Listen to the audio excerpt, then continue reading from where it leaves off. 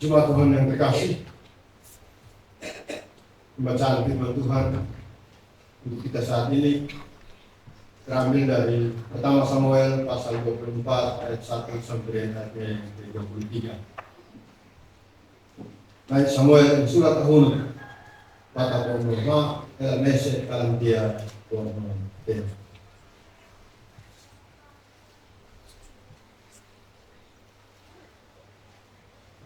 Sebelum membaca dan merenungkan firman Tuhan, kita akan mengumpulkan Tuhan dalam doa, dan saya akan berdoa dan membacakan firman Tuhan dalam bahasa dalam. Mari kita berdoa. Koy ama misnaino, entah penantian, dan akhirnya memimpin orang ini. Kesenangan datang itu tipe nek mau kaifa usama to mau semanapino tinatuakan natin na banane ayan mamitin mo ang magnino no kaifa ukuha ho ang may ko imusi kung hiluitan hindi ka and mamitin mo ang magnino. Amin. Jemaat Tuhan yang terkasih,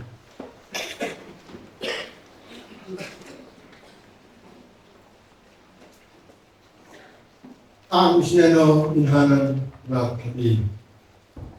Na daw kanloy pa hinamate na isaw. Nakabaranane na daw inanaw neo NJB.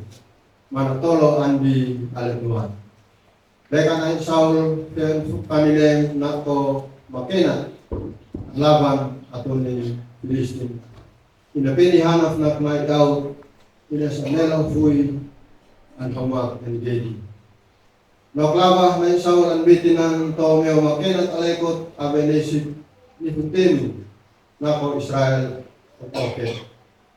Okete inanpen mahanaw manami na ikaw may anokin anbi nenasayan tubo patuloy nasi. Mana isaw inem ang humak o bigkase fau-fau ang bilanan inem. Ang binane ang ui nuat mese ang sa manay Saul ang tang henholokhain. Mes ang binuat nane na daw nokin ang sa sin anbi nuat nanan muni ide. O kete na daw nokin na pneu na daw na neno alekot neo ko ama. Ay isneno kana pneu ko fa ama na kami. Pamusu ang of na ani neo ko. Ang tao mo ay natuin holowin ng inay. Nalalite night doubt and pen maanaw nok manuel neo pare night Saul ang bine ma nok nesones in alefinan night Saul in sabalu betone panan is an blessed. Mes okay nane night doubt in men te inasanag natuin in moe nalali lasinane. Isnane te ina neo in nokina.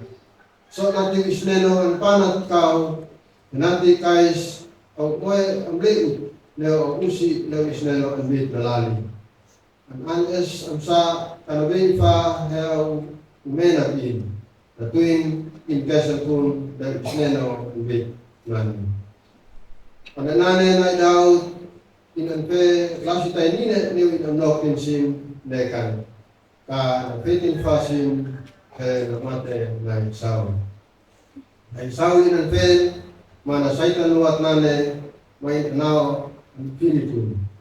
Na daw kung sa anpuy na panuat nane maangkoa na tuy na isaw putin na kuy ausi mana isaw inasket. Nasneku wakete na daw litu ma bes na. Nansa ausi nen tua molok atuni ang pau let na o ate kau heru letun ko usi ko neno i au usi mitnik homatam na isneno na nalali au usi ko neo kau ang buat nanan. Maes na ko ang nokin ang puli nalali kau Teo mate ko mes tidak lasinane. Hoate au tae hoate kanuin fa mena ka usi le usnelo be pelali. Am kisa mai koi awama. Am kisa usi kosawalu betone bis ana mese le hoate na le neo hoate he mate ko usi. Mes hoate ala ketuan usi kosawalu betone bis ana mese. Isnanete namneo na hoate kau au ka uifa tena kamleu neo te lawan ko. Usi pamliu kau piu-piu te mate hoate kau. Meski au ka usana fa sa neo usi ko. So nati isneno inek nampun es nafek neo se kau ko anbi hitluak es nasana. So nati isneno inek nampun es ang siunbaning hotaos ma homoet neo hoate kau. Mes anak mes yang sa hoate oka mena fa usi ko. Usi pamuhin nasi ulu si uarna. Atoni amlegu es antao man imoe lasi amlegu. Esnanete hoate oka usana fa neo usi ko. Amlilo mitfa usi Israel hena mate hoate kau elbi. Am kiso mitfa usi Israel alini hoate kau piu-piu. Hoate kau alon asu maten mese. Alon asu an mese. Usi isneno ofan fani alin lasi neukit anbi au usi ma hoate kau. So nati inantai lasi i ma pesi hoate ma okete na fitin hoate na ko usi ko. Leka na Daud nangolok na lali umanete na Saul na. Pues manade ka kue Daud au anmone okete na Saul inangkai. Ma inak neo na Daud na. Pues ang neo ma wesa sana. Ulasi ang neo ko homsiunbanin mulali may pilasi aleko.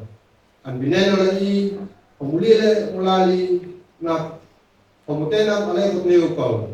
Na tuwin hoka mate kau pa. Meski na isneno na nalali kau leo ko. Kaditfa esle na teflot imusu mes na fitin imusu nane emun. Esnanete so nati isneno ang leo ko pitus na tuwin homoy talekot leo kau ang bineno bi. Neno iya uhin na ofang sa kesel mito Israel. Hoplenas Israel ofang hake na kinabala ang bi hoplenas. Isnanete buhakip nai lasi pepela ma manbaan neo kau an bibisnelo ingkanan na ho ofta mate fa au sufa ka usin ma hoka nekufa kanaf na ko au umenanan sin. Oke te na Daud ang su na kinof na nawa lasinan. Malalite na Saul ang fani neo insonaf. Mes na Daud nokin ang sa silfani neo sin bale tolong bale. Demikian firman Tuhan. Berbahagialah setiap orang yang mendengar firman Tuhan dan yang memelihara dalam hidupnya. Haleluya.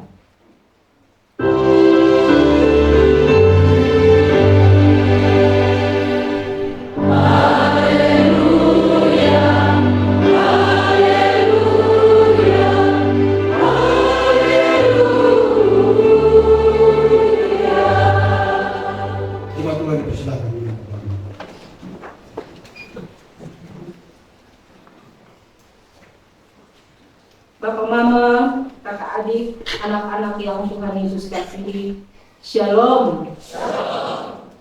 Pagi ini kita berada di minggu pertama bulan Mei 2024 dan sidang sinode tahun 2007 di Alor menetapkan bulan Mei sebagai bulan budaya. Sejak 2016 kita merayakannya di seluruh dunia. Jadi kita bisa katakan ini sudah tahun ke-9 kita merayakan bulan budaya. Beberapa waktu yang lalu Klasis Flores mengajak saya berdiskusi melalui Zoom terkait pelaksanaan bulan budaya. Di kesempatan itu kami mendiskusikan banyak hal, tapi terutama saya minta kawan-kawan pendeta di Flores untuk refleksi sungguh-sungguh. Selama kurang lebih 9 tahun sekarang kita merayakan bulan budaya. Hal-hal baik apa yang ada dalam perayaan bulan budaya? Dan apa yang merupakan tantangan, apa yang merupakan kelemahan dari perayaan bulan budaya? Kami mencatat bersama beberapa hal positif. Ada yang bilang begini, bulan budaya itu bikin kita semangat karena kita memperkuat relasi dalam kita punya ikatan budaya. Awalnya kita tidak tahu kita pun orang Sabuni di kita pun jemaat ini siapa-siapa saja. Orang Timor, orang Rote, Alor dan seterusnya. Bulan budaya bantu kita cari kita punya anggota-anggota yang ada di mana-mana, masuk dalam wadah bersama, mulai belajar lagu, persiapan sungguh-sungguh, menari, siapkan pemimpin juga dalam organisasi. Anak-anak juga mulai belajar web metode. Karena kalau sudah di kota Kupang, kadang-kadang anak-anak sudah tidak tahu bahasa daerah lagi. Jadi bulan budaya bantu kok kami ku anak doju biar 1-2 kata dong tahu bahwa dong orang Sabu, dong orang Alor, dong orang Rote, orang Timur. Juga kami yang para perantau mulai berkumpul, diskusi, bikin kegiatan etnis. Awi, ini ada yang bisa bikin kue rambut kok, ada yang bisa bikin daging seiko, yang lain bilang piberi di bawah misal, lain bilang kaisa, kita bikin daging seiko, begitu ya. Anyaman dan ada kehangatan kerjasama waktu kita mau ibadah. Yang lain bilang ini melestarikan budaya lokal. Dulu kita anggap budaya itu kafir. Kalau main gong di dalam gereja begini kita pembadan geli. Lainnya memes okan. Kita bilang itu lais mes okan ya.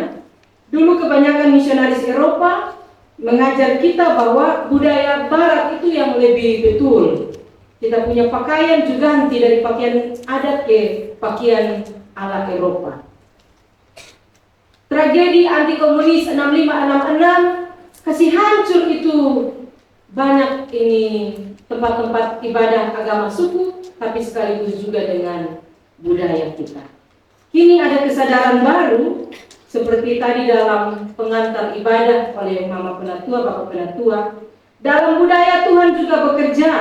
Dan penting kita semua generasi muda, generasi tua belajar bahasa dan budaya lokal. Kita menghargai hal-hal yang baik dalam budaya untuk mendukung pelayanan. Dan kadang-kadang ada jemaat yang bilang begini, tak usah susah-susah, cari sanggar sah. Biar sanggar yang main kes kita di ibadah. Repot bikin apa latihan setengah mati. Bukan itu maksudnya. Jemaat Gemit mesti belajar budaya dan bawa budaya mereka untuk Tuhan walaupun sederhana. Selain itu dalam jemaat-jemaat kita di Gemit yang datang dari berbagai latar belakang budaya, ini menjadi momen kita belajar lintas budaya. Kita kenal suku yang lain, kita kenal budaya yang lain, dan kita belajar juga untuk menghargai, mengakui identitas yang beragam dalam jemaat. Baru-baru saya buka-buka ini kita punya dokumen-dokumen di Majelis Sinode. Pernah ada penghargaan dari Dinas Pariwisata kepada Gemit karena bulan budaya itu para penenun punya kain dong laku. Terima kasih juga untuk yang sebeli kain, gitu ya. Kadang-kadang kita pakai hebat-hebat, maka kita lupa siapa yang tenun. Kadang-kadang pakai musanya, keisa kau esanan penuh. Sampai kita sebagai, maka kita lupa ini penenun dong. Begitu. Kadang-kadang saya suka koleksi tenun Bapak Mama. Dan ada saat yang berat dalam hidup, saya suka pegang ini kain tenun. Karena saya percaya ketika perempuan Timur dia menenun, dia ada doa. Tuhan tolong kok ini tenun ini bisa laku. Sebuah anak mau sekolah.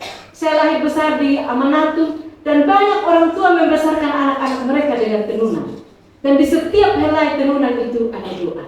Saya pegang ini kain tenun dan saya tidak tahu Tuhan siapa yang tenun, tapi Tuhan berkati dia. Tuhan berkati dia berdoa, Tuhan dengar dia punya pertumbuhan. Bapak Mama Saudara yang Tuhan Yesus kasihi, di kesempatan ini kita bersyukur bersama-sama untuk hal-hal yang baik dalam budaya kita. Tetapi juga ada sejumlah catatan kritis yang perlu kita perhatikan, yang perlu kita perbaiki sungguh-sungguh sebagai anak-anak Tuhan. Ada kekhawatiran bahwa bulan budaya dapat memperkuat primordialisme etnis, seperti saling bersaing antar suku-suku. Minggu lalu Timur pun angin ribut, Sumba boleh kalah, gitu ya. Alor juga kalau bisa datangkan penari langsung dari pantai. Kowe Wisneno. Akhirnya mereka bukan lagi melayani Tuhan, tapi melayani mereka pun ego. Siapa pun pakaian adat yang kepengantin, begitu. Dong bukan lagi memuliakan Tuhan, tapi mereka menonjolkan pribadi, kelompok, lalu mulai pukul dada. Pulang gereja bukan dia puji Tuhan, tapi dia pukul, dia dada sampai darah sakit. Dia sampai sembah Tuhan, tapi dia sembah sukunya.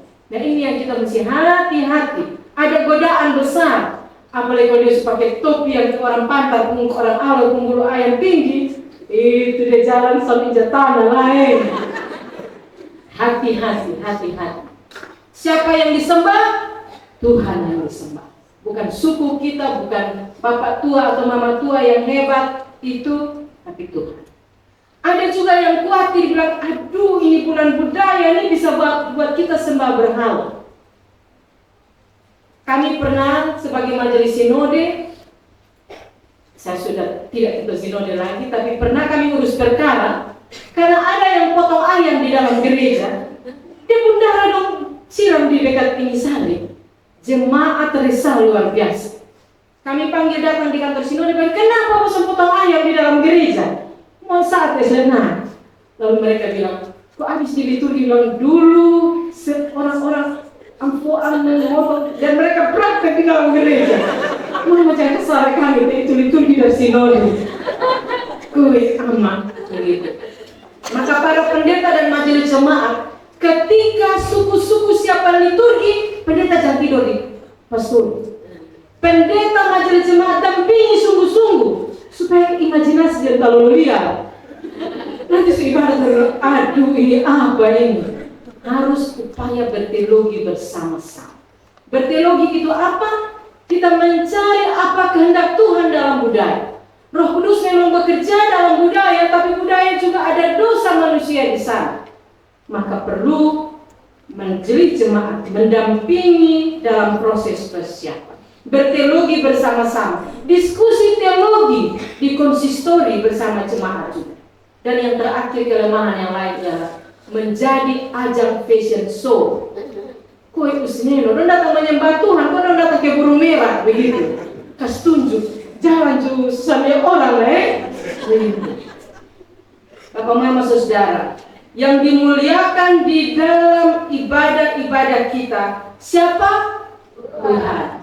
Bukan kita pakaian adat, bukan kita aksesoris adat, tapi siapa yang dimuliakan? Tuhan yang dimuliakan. Mari kita tepuk tangan untuk kemuliaan. Sembah Tuhan Allah, bukan sembah manusia. Bapak Ibu Saudara yang Tuhan Yesus kasih, kalau sebentar buat foto dan muat di media sosial, jadikan itu sebagai kesaksian tentang kebaikan Tuhan dalam budaya kita. Kadang-kadang kita bikin foto di gereja muat, tapi bilang kok betana, cantik kok sonje. Jadikan media sosial sebagai arena marturia, kesaksian kita tentang kebaikan Tuhan. Bukan kesaksian tentang kebaikan dan kehebatan Tuhan. Jangan curi kemuliaan Tuhan. Amin, saudara. Amin. Tuhan yang dimuliakan, jangan mencuri kemuliaan Tuhan. Sepanjang bulan budaya, sepanjang waktu-waktu yang akan datang, ketika siap, duduk tenang-tenang, onen. Melihat atas Usneno, bukan melihat atas manusia. Memuliakan Tuhan. All the glory should be to God, ya, orang-orang muda. Pokok-pokok eklesiologi menjelaskan kepada kita, Allah bekerja dalam budaya untuk mendatangkan kebaikan bagi kita.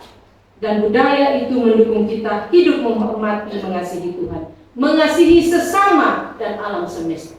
Jangan karena bulan budaya itu bakal lain. Timur dan sabu, sabu dan rote, alor, Harusnya kita tidak hanya melihat unsur-unsur fisik seperti pakaian adat, musik, makanan khas, gong, dan lain-lain. Tapi lebih daripada itu, nilai-nilai luhur dalam budaya, gotong royong, hormat kepada yang lebih tua, mengasihi yang lebih muda, tidak merusak alam, dan seterusnya. Saya penelitian tentang ini penyembuhan tradisional, pergi di Boti dan tanya ini Bapak Heka Benu untuk naik di Boti. Dia bilang, Mama, kalau kami pergi ke hutan kau ambil ini tanaman dong untuk mau bikin obat ke orang sembuh, permisi ini pohon-pohon. Menyapa pohon sebagai saudara, tidak pergi bawa sensor dan sensor bikin rata semua. Budaya mengajar kita juga, selain mengasihi sesama manusia, tapi menghormati alam. Alam sebagai ena uspa, sebagai ibu pertiwi yang memberi makan, yang memberi hidup kepada kita semua. Pada saat yang sama dalam budaya juga ada keberdosaan manusia. Karena itu kita harus bersikap kritis terhadap budaya. Tidak semua dalam budaya itu luhur. Ada aspek-aspek, ada unsur-unsur dosa dalam budaya. Karena itu kita harus bersikap kritis juga. Kalau laki-laki timur pukul dia istri dia bilang, oh tiap obi jahil. Karena masih ada sama obi jahil. Mama pendeta jangan togor saya pukul sepuluh karena saya pukul 10 sapi. Dulu bebis kami bawa sapi jadi iya tiap obi jahil. Allah bilang saya pukul 10 mokogong. Nah itu aspek-aspek dalam budaya yang harus kita kritisi dan ubah. Sebagai pengikut Yesus, kita lestarikan budaya yang baik, adat istiadat yang positif, tapi juga berani terbuka dan mengkritisi budaya yang mengandung kekerasan atau kejahatan. Tidak bisa bilang ini karena budaya, kami pertahankan. Berjumpa dengan Kristus, mempersembahkan budaya pada Kristus, berarti ada keberanian iman juga untuk mengubah. Sebagai orang Kristen kita belajar, suami istri bukan atasan atau bawahan, tapi teman yang sepadan, saling mendukung, saling membantu dalam kehidupan. Amin ya. Amin. Yang masih suka pukul-pukul istri dong, mipis guys, bertobat sudah. Kekasih-kekasih Tuhan. Tema renungan kita dalam kebaktian bulan budaya pagi ini adalah kuasa kebaikan mengatasi kejahatan. Kuasa kebaikan mengatasi kejahatan. Dalam relasi antar manusia, termasuk dalam budaya, kita tentu berharap orang akan balas kebaikan dengan kebaikan.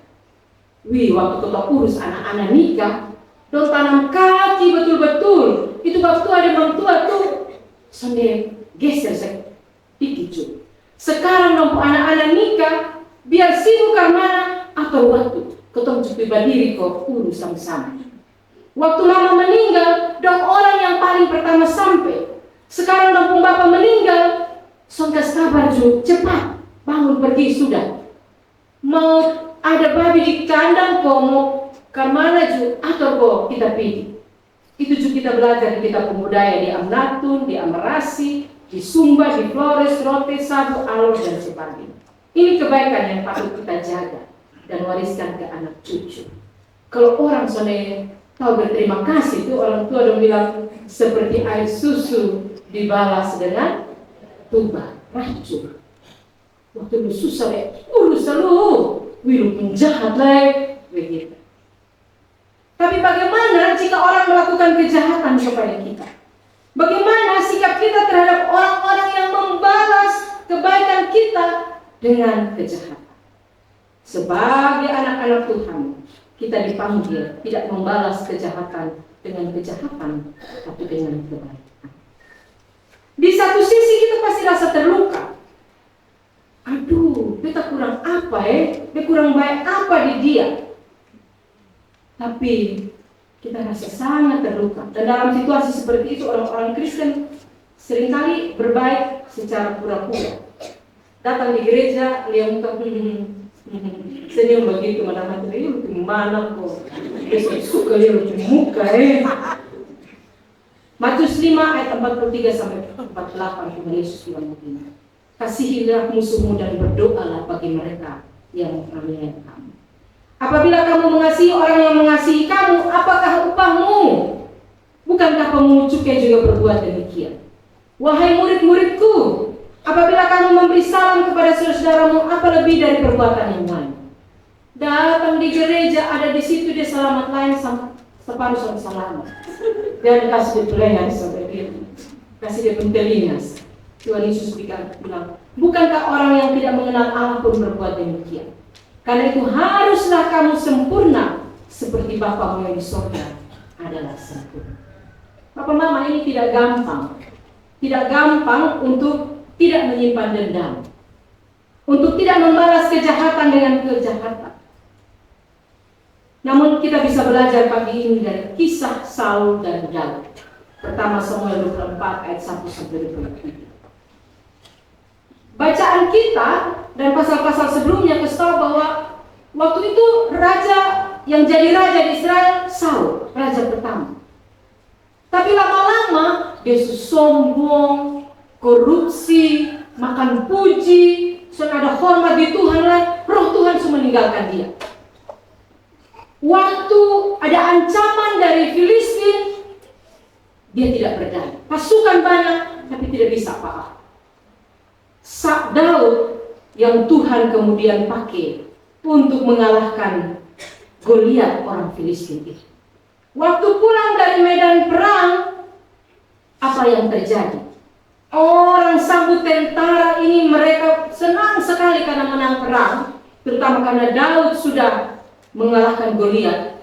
Mereka menyanyi puji-puji Tuhan, tapi juga menghormati pemimpin-pemimpin mereka. Perempuan-perempuan bernyanyi berbalas-balasan. Saul membunuh beribu-ribu musuh, tetapi Daud berpuluh-puluh ribu. Wih, raja bertelinga merah, kurang asam.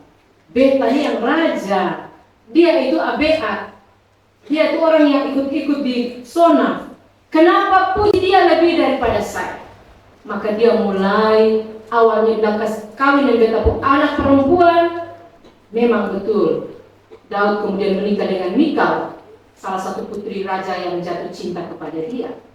Tapi hati panas, lalu dia mulai mau membunuh Daud. Yonatan, anak laki-laki dari Raja Saul, karena kawan baik dengan Daud, bilang, "Bepung bapak ada mau bunuh lu lari sudah. Dia dapat lu ini lu habis." Dari satu kampung ke satu kampung yang lain, Saul membawa pasukan untuk membunuh 3.000 orang. Bayangkan 3.000 tentara dibawa untuk membunuh Raja Daud. Waktu mereka sampai di satu tempat, hari ini kita baca namanya En-Gedi. Di situ hal yang hebat terjadi yang menjadi perhatian kita dalam renungan pagi hari ini. Apa yang terjadi di sana? Bahwa Raja Saul sebenarnya sudah diserahkan oleh Tuhan kepada Daud. Saat Saul masuk ke dalam gua untuk membuang hajat, pada saat itu apa yang terjadi? Daud berhasil potong ujung dari jubah Raja Saul. Bisa saja terjadi bahwa Daud dapat melampiaskan kemarahannya untuk rencana jahat Saul menghabisi nyawanya. Meskipun demikian, sekalipun ada kesempatan seperti itu, sekalipun Tuhan menyerahkan Saul ke dalam tangannya, Daud memilih jalan yang berbeda. Ia tidak membalas kejahatan dengan kejahatan. Dia tidak mengotori tangannya dengan pengkhianatan. Bapak, Mama, saudaraku sekalian, luar biasa teladan iman yang kita dapat dari bacaan pagi hari ini. Tidak membalas kejahatan dengan kejahatan. Itu hari itu sebenarnya beta sudah pekan sudah bikin malu dia. Dia terlalu bikin hati sakit beta. Itu hari itu harusnya beta bikin hancur dia sudah. Daud sudah mendapat kesempatan itu. Banyak kali kita tidur dengan tidak sono Tuhan kasih kesempatan ke suatu saat berbalas dulu. Rasanya kalau belum balas ini, beta bisa tenang sampai Tuhan Yesus datang kembali. Begitu. Tapi kita belajar dari Raja Daud. Dia tidak membunuh Saul. Ada penghormatan terhadap kehidupan milik Tuhan. Entah selama hidupnya orang itu berbuat jahat atau baik, seorang anak manusia adalah ciptaan Allah yang mulia. Karena itu manusia tidak boleh mencabut nyawa sesamanya, apapun alasannya. Entah semarah apapun terhadap seseorang, entah kejahatan apapun yang dilakukan terhadap kita. Suatu pelajaran iman sebagai orang Kristen adalah jangan membunuh. Tidak boleh mencabut nyawa sesamamu manusia. Bapak dan mama di rumah marah karena sering-sering jangan ambil parang untuk ancam. Jangan ambil benda tajam untuk menyerang dan membunuh. Kita semua terpanggil untuk menghargai hidup dan nyawa orang lain, seperti kita menghargai hidup kita sendiri sebagai karunia Allah. Amin, Bapak Mama. Amin. Yang suka sedikit-sedikit cari benda tajam itu, mau melukai orang lain dan melukai diri sendiri, tarik nafas panjang dan Tuhan, tolong saya untuk sabar. Amin ya. Hal kedua, Bapak Mama Saudara, pada masa kini, bagaimana caranya kita melakukan kebaikan untuk mengatasi kejahatan tanpa dipermainkan atau dimanfaatkan. Kadang-kadang kita maaf terus-terus ini, tapi dia tambah-tambah lagi. Kita punya kebaikan untuk memaafkan, orang manfaatkan untuk membuat kejahatan yang lebih sadis lagi. Kadang-kadang kalau kita terlalu naif, orang memanfaatkan kebaikan kita dan buat kejahatan yang lebih besar. Beta maafkan lu satu kali, lu buat beta lebih jahat. Dulu lu pukul beta, beta mau lapor polisi, lu bilang lu tobat. Ternyata lu pukul beta lebih hebat lah. Jadi memang kita harus tetap berbuat baik, tapi kita harus ada strategi supaya orang jangan pakai kita pun kebaikan untuk menindas kita. Kita belajar dari Daud bahwa menghadapi orang yang melakukan kejahatan, tugas kita bukan hanya mengampuni dia, tapi menolong mereka yang berbuat jahat agar mengerti kesalahannya dan perlu ada efek jerah dan bisa berubah. Orang Timur bilang kayak santuna, begitu ya. Cakas manja dia. Tiap kali di papoko bini juga kita bilang, ampunilah dia. Mama tahanlah dan berjuang terus. Jangan buat seseorang tetap tinggal dalam kejahatannya, tapi cari cara mencegah kejahatan itu berlanjut supaya orang itu bertobat. Daud memang dia tidak bunuh Saul, tapi dia potong ujung jubah. Jubah saudara adalah simbol otoritas dari jabatan orang yang mengenakan. Bayangkan kita pakai toga pendeta begini baru ada yang potong ini toga, saya kita heboh ya, Bapak Raja pun toga. Dengan potong ujung jubah kebesaran Saul sebagai raja, Daud hendak menegaskan bahwa sebenarnya di dalam gua tersebut Saul telah berada dalam kekuasaannya. Terlalu mudah untuk balas dendam dengan membunuh Saul. Dengan hanya memotong ujung jubah itu, Daud beri tanda peringatan, lu boleh rendahkan beta, lu boleh remehkan beta. Sambil mengampuni Saul, Daud menjaga dirinya supaya tidak dipermainkan. Sambil berbuat baik, Daud menjaga kebaikannya supaya dia tidak diremehkan. Dia beri batasan yang jelas. Beta ampuni lu, tapi lu tobat lu buat lagi, beta pegang lu pukul juga. Lu tidak bisa mempermainkan beta.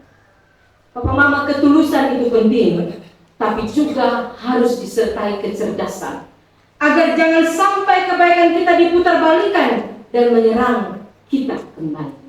Kita perlu belajar untuk tidak menjadi korban dari kejahatan orang lain atau korban kelalaian kita. Kita mesti tetap menghargai diri sebagai ciptaan Allah yang berharga. Kami pernah tinggal di jemaat, menjadi bagian dari lingkungan jemaat Genesaret. Di jemaat-jemaat yang lain kami lihat kadang-kadang ada istri yang dipukul bapak tua sampai babak belur. Mama, kenapa mama pemuka? Bu, iya, beta berkursi, dia jatuh. Mama pun tangan kenapa? Beta kodak pepaya, pepaya jatuh ke tenis, dia pun tangan. Minggu berikutnya bilang, mama tolong lapor polisi, beta kurang ajar. Dia minum mabuk, ini beta setengah mati. Perlu ada efek jerah. Cara yang dipakai, yang tidak menghancurkan pelaku kekerasan. Dia mendapat kesempatan untuk bertobat dan bertobat. Papa Mama, kita perhatikan ya, ketulusan kebaikan yang Daud ungkapkan di tengah kebencian Saul yang begitu dalam, akhirnya membuat Saul menjadi luluh. Dia menangis dengan suara keras. Ada perubahan yang terjadi. Kebaikan berhasil mengalahkan kejahatan. Dan dia bilang, suaramu itu, ya anakku Daud. Dia panggil Daud sekarang anak. Ingat kembali, kasihan dia anak mantu, dia anak barana, anak. Keputusan Daud untuk tidak bunuh dia bapak mantu si raja itu memungkinkan hubungan kekerabatan yang rusak diperbaiki, relasi persaudaraan kembali dipulihkan. Dan Saul kemudian sadar, saya pikul nama raja, tapi pada saya sudah tidak ada lagi roh Tuhan untuk memimpin. Dirinya Saul, dia mengakui Tuhan sudah tinggalkan saya, Tuhan sudah menyertai Daud. Dan dia bilang, Daud, ini hari beta susah. Lu yang akan jadi raja. Dan kalau lu jadi raja, kekuasaan Israel akan kokoh. Lalu Saul ingat, kasihan, beta sudah bikin susah dia. Tapi beta mau meminta Daud, lu tolong lindungi beta pun keluarga. Ini kekuasaan itu tidak selama-lamanya. Kalau hari ini Bapak Mama jadi bupati, jadi camat, jadi ketua majelis, jadi ketua apapun, RT, pejabat di kantor, jangan sombong. Jabatan itu akan berakhir. Kesini moko. Jangan tinggi hati. Kekuasaan itu tidak selama-lamanya. Itu juga yang Saul sadari. Dia berusaha untuk mempertahankan kekuasaan. Tapi dia sadar, manusia dengan kehebatannya suatu saat tidak akan ada lagi. Anakku, kalau saya sudah tidak ada lagi, tolong ingat saya punya keturunan. Tolong ingat saya punya anak cucu, supaya mereka bisa terlindungi. Saul bilang, siap, saya bersumpah, saya tidak akan membunuh, seperti saya tidak bunuh Bapak Raja hari ini. Anak cucumu juga tidak akan saya bunuh. Dan Daud menepati 2 Samuel 9 ayat 1 sampai 13. Sudah berkuasa Saul sudah tidak ada, Yonatan sudah tidak ada. Daud tanya dia punya orang-orang, Bapak tua pun keturunan masih ada kok? Ada Bapak Raja Daud, namanya Mephiboset. Kasihan dia timpang, dia pun kaki dua-dua, ini penyandang difabel. Bicari sandia, dia harus makan semeja dengan saya. Dia diberikan fasilitas penghormatan kepada keturunan raja pertama di Israel. Dalam budaya timur ada ungkapan begini, besi tapan mau manmufnai mesnesan nabala. Besi tapan mau manmufnai mesnesan nabala. Secara harafiah berarti gagang pisau atau parang dapat menjadi lapuk atau hancur, namun isinya, yaitu pisau parang yang terbuat dari besi, akan tinggal tetap. Tubuh manusia dapat hancur, namun jiwa, spirit semangatnya akan tetap ada. Selain itu peribahasa ini juga berarti generasi boleh berganti, tradisi kekerabatan, besi nesan, kekerabatan fetomone, hidup bersaudara adik kakak perlu terus dijaga dan dirawat. Saul sudah meninggal, Yonatan putranya juga sudah mati, tapi generasi mereka, anak cucu mereka, Mephiboset dan keturunannya tetap dihormati, dikasihi oleh Raja Daud. Dalam perjalanan ke gereja saya bilang seperti suami, di kota Kupang ini kita bersaudara sepupu ada beberapa, mama pun kakak adik, bapak pun kakak adik. Mungkin perlu kita bikin pertemuan untuk kita 2 bulan sekali kok, 3 bulan sekali kok ada pertemuan. Kalau soalnya anak mau jumpa di pasar tuh, berinjak kaki lomba kalai bertanya-tanya begini, aduh, kita satu baik satu nem. Bapak Mama saudaraku sekalian, Raja Daud memegang janjinya untuk peduli pada keturunan dari mertuanya yang adalah raja pertama di Israel. Kita bisa saja bertanya, apa manfaat dari perbuatan membalas kejahatan dengan kebaikan? Manfaatnya besar, Bapak Mama. Pertama, saat orang lain menjahati kita dan kita tetap memilih berbuat baik, kita akan merasa lebih tenang dan bisa menguasai diri. Kita membuktikan bahwa kita tidak terpancing untuk melakukan kejahatan yang sama. Kita tidak mau menyimpan kepahitan dalam hidup kita. Kita tidak simpan racun dalam hidup kita. Biarlah kepahitan itu berlalu bersama matahari yang terbenam. Jangan biarkan kejahatan orang lain merampas damai sejahtera kita. Ada orang yang dia bisa simpan dendam itu berhari-hari, bertahun-tahun. Tidak ada gunanya dendam, Bapak Mama, saudara, orang-orang muda. Bisa mendatangkan penyakit untuk kita. Dan ingat, hati kita bukan tempat sampah. Apa? Hati kita bukan tempat sampah. Buang sampah pada tempatnya. Jangan simpan racun, jangan simpan kepahitan di hati kita. Karena kalau tidak, masih muda-muda justru muka tua. Kau hidup dengan kepahitan sana, hidup dengan dendam. Kapan kau bisa balas Anda sendiri? Itu lu urus lu sampah-sampah, lu beracun-racun. Wahai saudara, Kristus telah membebaskan saya dari sampah-sampah dan racun-racun. Saya tidak akan simpan racun dalam hidup. Amin, Bapak Mama. Kalau masih ada yang simpan kepahitan, simpan racun dalam hati, pulang berdoa dan bilang, bertaruh di tempat sampah, simpan di tempat sampah. Selain itu, saat kita berbuat baik kepada orang yang menjahati kita, kita ikut menolong orang yang berbuat jahat untuk sadar mengalami pemulihan dari kebiasaan jahat yang dia lakukan. Tapi juga tadi ya, Kesam tuna mesti ada cara yang cerdas juga supaya memberikan efek jerah. Dengan begitu kita makin naik kelas dalam kematangan emosional dan spiritualitas kita. Kalau soalnya rambut si putih, kita masih kayak anak-anak yang bermain kelereng itu. Kalau kalah sedikit, kita cari kau pukul. Rambut putih itu bertanggung jawab, sedikit rambut putih.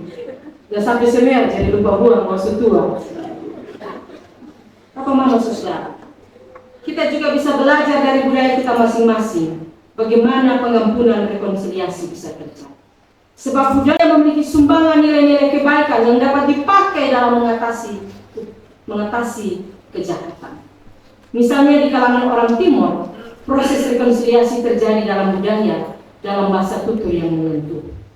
Orang yang bersalah tidak semena-mena dihakimi, sebaliknya diberi ruang untuk mengoreksi diri, dengan kesadaran mengambil keputusan, mengakui kesalahan melalui ritus naketi, lalu menemukan jalan keluar untuk berpulih. Jadi kita bisa melihat sejumlah nilai yang baik dalam budaya, yang bisa kita pakai sebagai alat kebaikan, mengalahkan kejahatan dan memulihkan hidup manusia. Saudaraku, mari kita pulang dengan membawa pesan firman Tuhan hari ini. Jangan membalas jahat dengan jahat. Apa Bapak Mama? Jangan membalas jahat dengan jahat. Bagaimana anak-anak? Jangan membalas jahat dengan jahat. Jangan juga sekedar membalas kebaikan dengan kebaikan. Mari belajar menjadi makin dewasa dalam iman, mampu membalas kejahatan dengan kebaikan. Prosesnya memang tidak singkat dan bisa melelahkan, tapi Tuhan menyertai orang yang teguh, yang tidak putus asa mengupayakan kebaikan. Di bulan budaya ini kita belajar nilai-nilai keluhuran iman dari tokoh-tokoh Alkitab seperti Daud dan Saul. Kita belajar juga dari tradisi orang Meto tentang nilai penghargaan terhadap hidup, memelihara kasih persaudaraan vetomone, olive tata bene dalam hidup sebagai manusia. Mungkin ada kebencian, mungkin ada pengkhianatan, namun kita belajar tidak membalas jahat dengan jahat, memegang janji yang diucapkan untuk saling peduli satu terhadap yang lain. Tuhan memberkati. Amin. kesempatan diberikan kepada Peduli Suara Keluarga Timur untuk menyanyikan pujian.